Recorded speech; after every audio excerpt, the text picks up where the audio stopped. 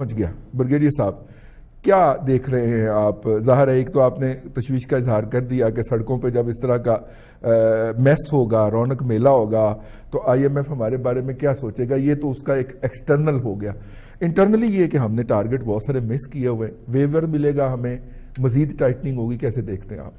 FATF का मसला भी आपको पता चल रहा है। एफएटीएफ का बहुत सारा मसला जो था वो लिंक करते थे आईएमएफ के साथ। अब आईएमएफ का वफ्द आया, एक चीज़ तो आईएमएफ का वफ्द आया, उधर से आपने धरने के अलावा ताजरों की हड़ताल भी चल रही है। और ताजरों की हड़ताल जो है वो आपने जैसे कहा 2 दिन तो है, एक आध दिन और एक्सटेंड हो जाएगी। अब उसमें कुछ चीज़ें होती हैं जो आपके फाइनेंशियल स्ट्रक्चर या फाइनेंशियल डिसिप्लिन के हिसाब से हमने जो चीज़ें कमिट की हुई होती हैं वो साइन करके क्यों नहीं दे रहे, इसलिए साइन करके नोटिफिकेशन नहीं हो रहा कि कुछ चीज़ें ऐसी हैं जो आईएमएफ की पॉलिसी के अगेंस्ट है। जैसे शनाख्ती कार्ड की शर्त जो है, this one part of the IMF policy. वो कहता है आप अपनी इकोनॉमी को डॉक्यूमेंट करें और जो चीज़ें बिकती हैं उनका रिकॉर्ड लें, और जो चीज़ एक बंदा एक स्पेसिफिक चीज़ से ज़्यादा खरीद करता है उस पर टैक्स लगाएं। अब एफबीआर चूंकि ये कमिट कर चुकी है तो और आईएमएफ का वफ्द भी आने वाला आ गया है, वो उससे पीछे नहीं हटना चाहती।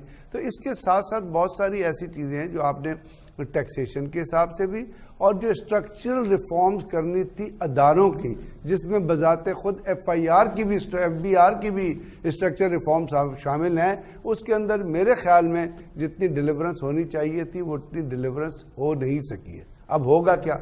होगा ये कि आईएमएफ का वफ्द जब यहाँ पे होगा, आप मुझसे ज्यादा समझते हैं, उसकी मुख्तलिफ मुकामों में मुख्तलिफ अपना प्रेजेंटेशन होंगी, अदारों के सरबराहान से मुलाकातें होंगी, मतलब प्राइम मिनिस्टर से तो बाद में, और उसमें उनके आए मेरे ख्याल उनके प्रेसिडेंट भी आ रहे हैं। और जब ये मुलाकातें होंगी और उसके अंदर जो प्रेजेंटेशन दी जाएगी तो उसके अंदर 2 ऑप्शन रह जाती हैं।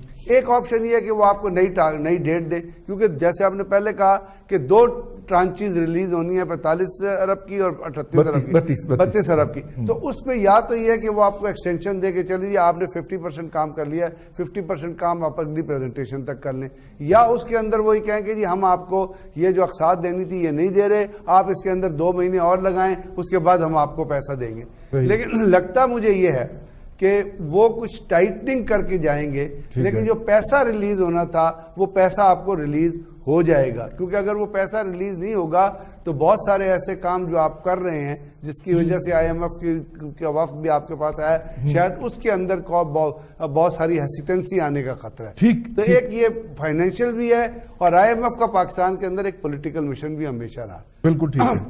और पॉलिटिकल मिशन, भट्टी साहब देखिए, उधर से कभी हमें एफएटीएफ से टाइट किया जाता है और कभी आईएमएफ से किया जाता है, लेकिन इस्लामाबाद के आपके एक सहाफ़ी हैं मेहताब हैदर साहब, और बड़े मेहनती सहाफ़ी हैं, बड़ी मेहनत करते हैं अपनी खबर पे। उन्होंने ये खबर दी है कि आईएमएफ से हमने वेवर मांग लिया है कि जनाब पहले क्वार्टर की हमारी जो है टारगेट्स वो अचीव नहीं हो सके, तो आप थोड़ी सी नरमी फरमाएं।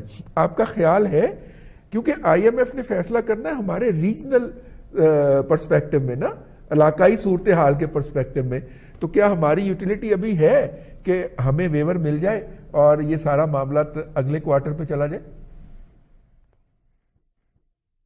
रिजवान साहब, एक तो मेहताब हैदर जो हैं वो भाई हैं, हमारे दोस्त हैं, और ये बड़े क्रेडिबल रिपोर्टर हैं। खबर उन्होंने दी है और ये हमेशा इम्पार्शल, और ये बड़े इनकी क्रेडिबिलिटी है। ये अलग बात है कि हमारे दोस्त भी हैं, लेकिन उनकी जर्नलिज्म के अंदर मईशत के ऊपर, इकॉनमी के ऊपर जो वो खबर देते हैं बड़ी मतलब क्रेडिबल होती है। जी बिल्कुल। और दूसरी बात ये रह गई, देखें कि ये सारी चीज़ें जिनका दारोमदार आप बता रहे हैं, देखें अब तक आपको इतने ज़्यादा आपने इक़दाम किए, इसके बावजूद आपको ग्रे से निकलने नहीं दिया गया।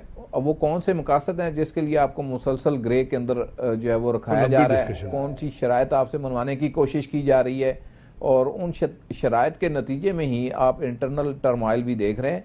हमने लाइटर नोट के ऊपर बात की थी और मज़ाक में बात की थी, लेकिन धरने जो हैं उनका कोई सपोर्टर नहीं, मैं भी उसका सपोर्टर नहीं हूँ। एक इतना बड़ा टर्माइल मुल्क के अंदर, जिसके अंदर दरवाजे के ऊपर बैठे हुए दुश्मन को अपॉर्चुनिटी हो कि वो कोई भी प्ले कर सकता है, और ये एक हमारी कौमी सलामती का मसला है। ठीक है, बाकी सारे बातें अपनी जगह, लेकिन ये एक मुश्किल मरला है हमारे लिए बतौर कौम और बतौर मुल्क। अल्लाह करे हम इससे खैर खैरियत से जो है वो निकल जाएं। रह गई बात, देखिए मैं तो पहले दिन से एक बात कह रहा हूं कि वो जो दुनिया को चलाते हैं या जो फैसले करते हैं और बिलखसूस अमेरिका उसमें बड़ा क्लियर है, वो हर जगह से आपको टैकल कर रहा है। टैकल करके एक तरफ आपके साथ कैरेट एंड स्टिक वाली पॉलिसी जो है वो उसने जारी रखी हुई है, और जो इंडिया को अशीरबाज हैं वो उसकी अपनी जगह पे हैं। जिस तरह से माशी तौर पे आपको गैर यकीनी कैफियत का शिकार रखा जा रहा है वो भी बड़ा क्लियर है। गो कि हमारे हुकाम और हमारी गवर्नमेंट क्लेम करती है कि हमारे उनके साथ बड़े अच्छे ताल्लुकात हैं, लेकिन फिर वो यहाँ पे क्यों F-16 वो जो रूसी खबर रसां इदारे ने खबर दी है वो क्या है। फिर जिस तरह दाइश को पेंट्रेट यहाँ पे करवाया जा रहा है और बगदादी मारा गया है, लेकिन इतलात ये हैं कि आने वाले दिनों में इसी रीजन से उनकी नई क़यादत जो है वो अनाउंस की जा रही है। और रशियन इसके ऊपर काफ़ी जो आपके जो इदारे हैं मालूमाती या इतलात देने वाले, वो उसके ऊपर काफ़ी कुछ जो है वो लिख भी रहे हैं और वहाँ पे बोला भी जा रहा है। तो ये वो एक जिस तरह से हमें घेरा गया ना रिजवान भाई साहब, ये अब बड़ा वाज़ेह होता जा रहा है कि हमें घेर कर मुआशी तौर पे हमारे अंदर दाखिली इस्तेहकाम जो है वो नहीं आ सका। उसमें हमारी भी गलतियां हैं, हमारी गवर्नमेंट और अपोजिशन की गलतियां हैं। ये धरना सिर्फ ना अपोजिशन इसकी जिम्मेदार है ना हुकूमत जिम्मेदार है, ये दोनों बराबर के जिम्मेदार हैं। तो दाखिली इस्तेहकाम नहीं आने दिया गया, दाखिली अदम इस्तेहकाम के साथ साथ सरहदों के ऊपर जो है वो दबाव बढ़ाया गया।